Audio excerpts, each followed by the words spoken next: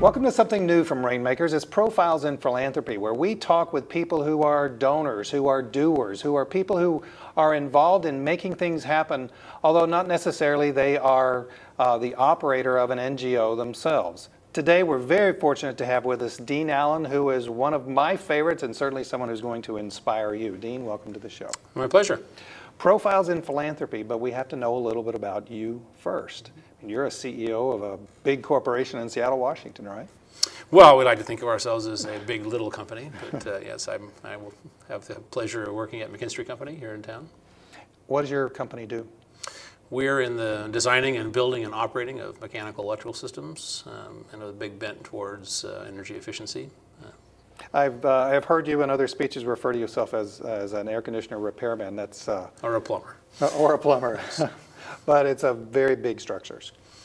Yeah, well, we do service work, which of course small projects, but we have almost a couple thousand employees around the Northwest, and we do major buildings that people would drive by, hospitals and corporate headquarters and labs and those kinds of things. But we also do small stuff as well. It takes if you want to take good care of a customer, you have to be willing to do small jobs and big jobs.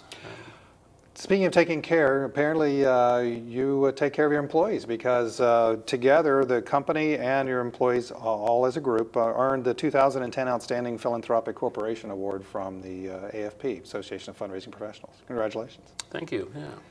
Well, it's an interesting angle there. I mean, I think in terms of corporate giving, we do have our own foundation that we use, and sometimes, of course, the corporation gives directly as well. But one of the things that we are most intent on is to try and think about ways to have this, since our staff earn the money that ends up being the profits, that we have an opportunity to reinvest in the community. You like to make sure that they get a chance to feel good about that and be engaged in it. So a lot of companies, and we do this, of course, letting staff use their time to volunteer on nonprofit boards, but also to participate in community events. But we also have had a program over the last several years where we use some of the funds out of the foundation and let employees self-direct that with their families. So I think one of the reasons why we were bestowed with that honor was the sort of the uniqueness of, each employee around the holiday times gets, sometimes it's $500 a piece or something like that, and they go home hopefully and sit with their families and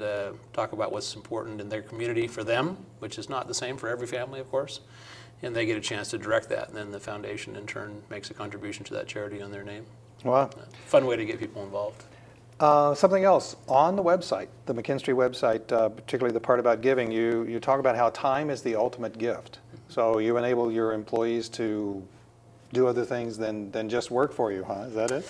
Yeah, well, I think in general our staff probably work harder than they ought to. So we have a pretty hard-working group, and when you're in the services business, you tend to start early and stay late sometimes. But we try and have folks really put meaningful time into things that are important to them, including things outside of work. So I think you would find that there are probably McKinstry staff on half of all the nonprofit boards in the region, and it's not because we tell them to do it, it's just sort of the ethos we have at the company. Your philanthropic interests, you kind of come by it naturally, don't you? Yeah, I think life's a journey, and so you can never really know where all the twists and turns will be. My education, I'm a molecular biologist, a geneticist by training, but my family was in the construction business, and I was a plumber as a kid. And so I ended up in the construction business sort of accidentally, although I've loved it, and I still love going to work every day. But I've always had a diverse set of interests, and that sort of really led me to besides sort of stock and trade American philanthropy, which most of us practice, my real passion sort of comes from seeing firsthand, what people with less access and opportunity and places where equity is not as in play as it ought to be, and you really can get energized by the kind of differences you can make. Once you get hooked on helping people that are sort of looking for a step up the bottom step of the ladder, it's sort of hard to kick it. So what hooks you from a philanthropic standpoint? I accidentally got real interested in malaria and HIV and TB about 20 years ago, and I was sort of reconnecting with my college studies. Got me working with Seattle Biomed. It was called SBRI in those days, and I got on the board and actually became the chair of the board, and got a chance to visit some of our work in Africa. We're working on a malaria vaccine at that time, still are, and I think really seeing the interconnections between people who are sick, people who are poor, people who are undereducated, people who don't have property rights or other rights, gender violence, how interconnected those all are, and how I think you can really, using some of the great organizations we have here in Seattle, you can take a look at some of these really big problems that sort of seem like you wouldn't be able to make a dent as an individual, and yet there are organizations right here in Seattle where you can kind of reach out and interfere with that cycle. So you went as a representative of SBRI, or let's use today's word, Seattle Biomed, to different countries. Yeah, well, for Seattle Biomed, we had still have a preclinical site in Tanzania. So we were going on a family vacation. It wasn't official business of Seattle Biomed, but we were going on a family vacation, and I thought, well, rather than just take the kids out to take great photos of wild animals, which is something I highly recommend if you can put it in your schedule. Perhaps they had to learn a little more about the world when they were over there. So we went. So you said, "Hey, hon, let's take the kids to one of the poorest places on the planet and see, some very difficult disease and people in difficult circumstances. Hey, let's go." Yeah. Well, if you throw in a good hotel at the start and the end, you can sell about anything in the middle. But so we went to this great. It's a district hospital, not a hospital like you would have in your mind here in Seattle, but. Lots of people coming and going, and not the most glamorous of facilities. But Seattle Biomed had a pregnancy malaria project we were running out of there. And I thought it'd be, I wanted to see it. And I thought it'd be good for my family to experience it as well. And it was interesting, my kids were 10 and 12 at the time. And if you were to ask them about that trip, they would tell you a lot about Muheza, Tanzania, and the regional hospital there, and Seattle Biomed's work, way before they would talk about the migration on the Serengeti. Really? Absolutely. What was it that inspired you while you were there to want to continue in the work, in global work? I think the more you get around the world, and I think the experience that I have had in Africa and Asia and South America in particular is you start by focusing on the differences, and you start to think, well, how much different is this than the life I live and the life my children live or the community I'm in? And you think about what we have, what they don't have. That tends to be your focus at the start. And then after a little while, while you don't forget those things, you start to think about how similar we all are, and how just a little bit of opportunity makes a lot of difference for folks. But these are folks in the developing world are as smart as we are and as hardworking as we are, and they love their children as much as we love our children, and they care about their communities. They have a different resource set, and there are really things that, really small things, but although they might scale up to be big things, but small things that can make a really big difference. And I think that's sort of what really struck me, is sort of like, my goodness, these problems are huge, they're not solvable, they're everywhere, they're myriad, but at the same time, a little bit of help for an individual makes a stunning amount of difference in that individual's life, and so that's kind of where I get my energy from that side. Did you make some friends in Tanzania? Absolutely, yeah. All of Africa is full of really friendly people. Actually, the whole world is full of pretty friendly people if you go at it with the right attitude. But yeah, so I've been back to Africa several times since then. Traveled several times over there for PATH, the Program for Appropriate Technology and Health, that I'm also on the board of.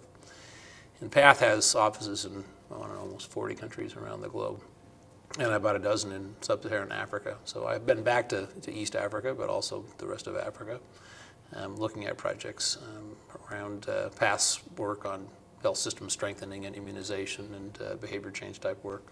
Fascinating. Have you talked with others who may be interested in PATH or Seattle Biomed and said, yeah, come on board, it's a great organization to donate your money to or to donate your time to? Yeah, I think one of the things that when I'm in nonprofit work in general, but especially in global health, I've never really found the development or fundraising side to be challenging. So I think a lot of people don't like asking other people for money. Mm-hmm. I mean, I think people would generally self-identify that. I've never really looked at it quite that way. I sort of think that, if you really believe in something and you're not taking the money for yourself, but you're investing in something that's really worthy, and you get an opportunity to explain to folks about the cool work that's being done and why it's important and why it's relevant and why it would make a difference and why it might connect to them, and to give them an opportunity to invest, I think the worst that can happen is they say no, which is not so bad because they learn a little bit about the organization and you have to practice your pitch. So I have not found that to be something that I find personally challenging. It's sometimes hard to find the time to do it. But I think people are generally really appreciate if you talk about things that you care about with passion and give them an opportunity to invest. I think even your friends will appreciate that. So you sound a bit like an ambassador. Do you consider yourself an ambassador for global health? I don't really. I mean, I feel like I'm a part of that community here in Seattle. I think we, through the global health organizations in town and great things that are sponsored by the Gates Foundation and the kind of wonderful nonprofits that are here in town, I think we have a tremendous opportunity in Seattle to make an impact on the world. And it's like you talk a lot about economic development, you talk about clusters and trying to, sort of reach a critical mass in terms of, having breakthroughs happen. And mostly you hear about that in industry, technology, high-tech technology, and so on. I think the same is true in nonprofits, and so I think, I have tried to be on the bandwagon a bit in the speech making circuit over the last decade or so to let people really see the tremendous organizations that are already here in town, and that if we could support them, I think we could not only create economic activity here in Seattle, but make a real impact around the globe. You've said that twice now, making an impact around the world or around the globe. Is that something that is important to you, and are you doing that? Well, I hope so, yeah. I mean, I'll start with whether it's important. I mean, I'm real involved in nonprofits that only work in the Seattle area, if there is such a thing. I mean, I think a couple of things that I work on that are pretty Seattle place-based. I'm on the board of Seattle Children's Hospital. We take care of kids right here in King County and around the state. And I'm on the board of a group called Washington STEM that tries to invest in innovation in math and science in our public education system in the state of Washington. So, I'm not only trying to make a global impact, but I do think that I find it fascinating to think about the opportunity to take sort of the blessings that we have in the developed world and apply resources and technology and brain power to problems with that less organized communities or in the less developed countries really have not been able to step up to. And I think there's an opportunity for a huge impact. I think there's an appropriate knock on global health investing. I think the way the U.S. government has done foreign aid down through the last several decades has yielded questionable results, or at least maybe not as good of a return on investment as one might hope. But I think there, with leadership from the Gates Foundation and the Global Fund and other sort of innovative approaches to development aid, I think we're starting to see real outcome-focused strategies be deployed, and I think you can make a big difference. I'll use an example. My wife and I visited Lusaka, Zambia, the capital of Zambia, and PATH was running a project there called MASEPA, which is really designed to help the government sort of scale up what can be done about malaria now before we have a vaccine, which hopefully would eradicate malaria in the decades to come. So distribution of insecticide-impregnated bed nets, anti-malarials for women in the perinatal period and newborn babies, education. And the project's quite unique. They embedded it right in the middle of the Ministry of Health. So one thing good about that is when you finish the project and you leave, there's still a project there. The people are educated, you've strengthened the health system. They also did it in a way that it could be replicated in other countries around Africa. So hopefully you get a multiple bottom line out of it that way in terms of do it really well in Zambia. And of course it's been very successful, reduce the malaria incident rates by almost half and the deaths by half. So, a pretty significant impact initially, but also now being taken up by other countries in the region. So, I think, really well-designed, thoughtful programs that are embedded in the communities that, are largely using folks in the communities to deploy those projects. And so you're educating them and strengthening the system while you're at it. So you're sure you'll have a longitudinal impact. It's sort of an exciting time in global health in that regard. The economy is difficult on all of us. And if someone were to say to you, You know, Mr. Allen, I love hearing what you're saying, but I'm going to hold on to my money for now because I'm afraid of the next time the bad economics times come, I won't have something for me. What would you say to that person who about whether or not he or she should involve himself in philanthropy?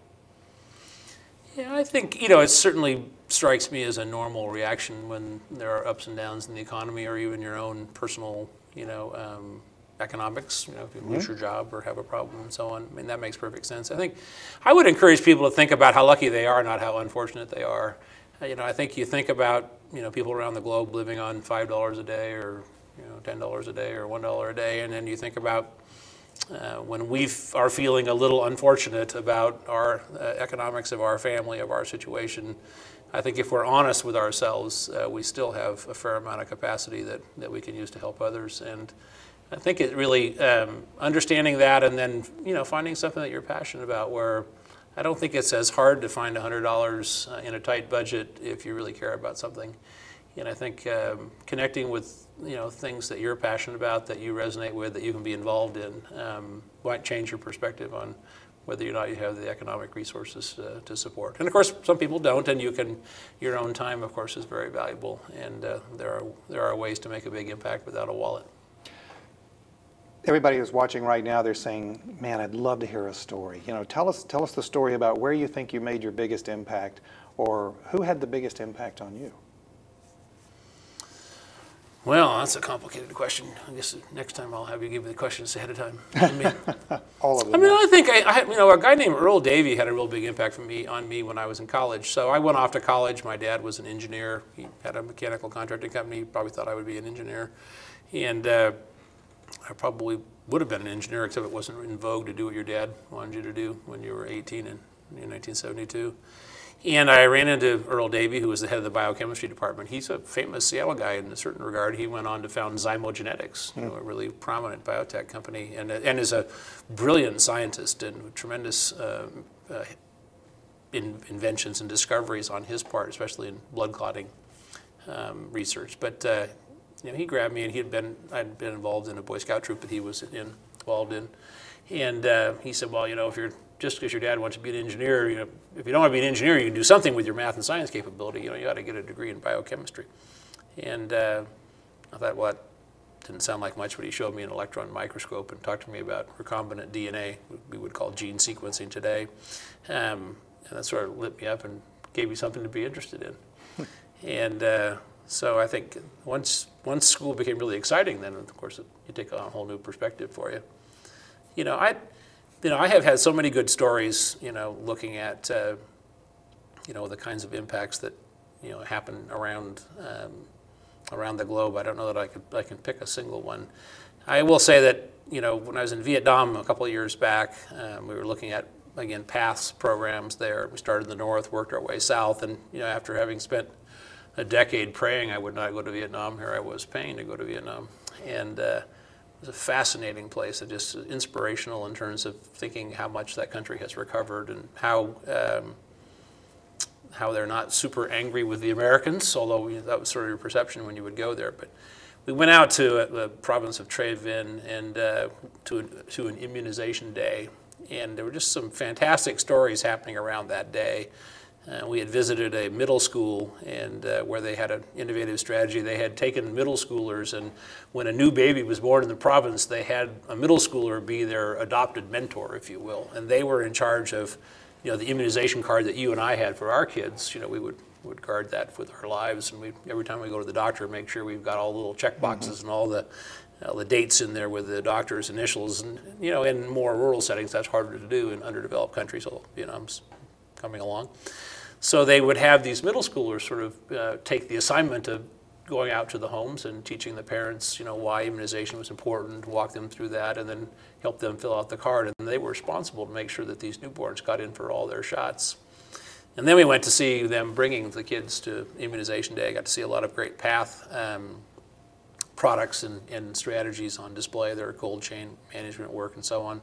But I think it was the community's excitement. I mean, it was just, you sort of think about going to get immunized in America, and it's sort of like, oh my goodness, it's probably going to hurt, and the baby's going to cry, and do I have time to do it, and I better schedule it. This was really a monthly thing, these immunization days, and they were there to celebrate their good fortune of coming to this clinic and taking care of their babies, and everybody was happy and smiling and celebrating, and it put global health in a whole new perspective for me. As we wind down, what do you think is Dean Allen's philanthropic future? Where do you go next, or is it just more of the same? Yeah, I really like what I'm doing right now, to be honest with you. I mean, I think global health is at a really critical time, and I think global development is at a really critical time. I mentioned earlier that, learning about the interconnections between, when people are poor, they don't know if they're poor because they're sick, or sick because they're poor, or poor because they're undereducated, but it's some complicated connection in that web. I think about the work we do at Global Partnerships, which does microcredit lending and more, health integration in Latin America. I think really in my future, I hope there's a lot more sort of integrated delivery, sort of combination strategies. I think it makes a lot more sense to go into a community and engage them in a more holistic way, and think about how individual interventions like immunizations or HIV programs or feeding programs, how they fit into the real fabric of the community in the developing world, and that's something I hope to work on. Well, with that, we're going to let that be the last word. Ladies and gentlemen, if there were ever a time for you to go out and make an impact and you were wondering whether or not you could, just watch this interview again with Dean Allen, because what he's telling you is that anybody can make an impact. We'll see you next time right here on Profiles in Philanthropy for Brainmakers TV. Take care.